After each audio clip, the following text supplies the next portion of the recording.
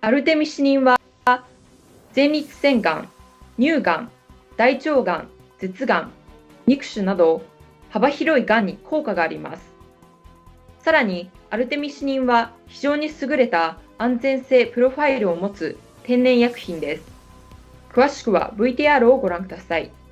In the in vitro studies, which means in the test tube studies that have been done that look at the effect of artemisinin on cancer cells, what they have found is that it's pretty effective in killing those cells. In fact, with breast cancer cells, about 28% of the cells are gone within about 16 hours if they're cancerous. And if you add iron to that combination, it's more like 98% of the cells are gone in about 16 hours. So that's pretty powerful treatment. In the case of leukemia, in only 8 hours, about 100% of the cells that are cancerous are destroyed. Now, some doctors have a concern about using iron along with artemisinin. And the reason for that is because what we don't want to do is cause those reactions to occur in normal cells. And while that's a concern, that hasn't been shown to be a problem. And yet, because cancer cells tend to accumulate iron and infected cells tend to accumulate iron, the fear is that it could propagate the cancer or the infection as well.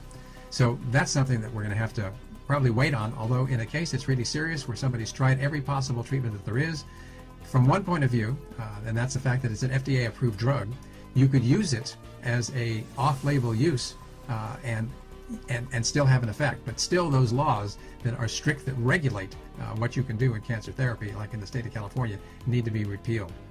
Now, artemisinin works in just about every kind of cancer, whether it be a prostate or a breast or colon or even tongue or even some sarcomas, which are notoriously difficult to treat.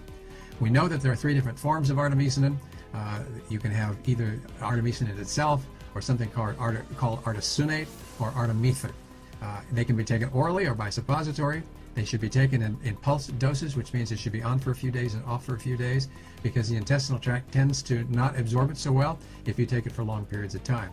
And then above all, we need to know that it's safe.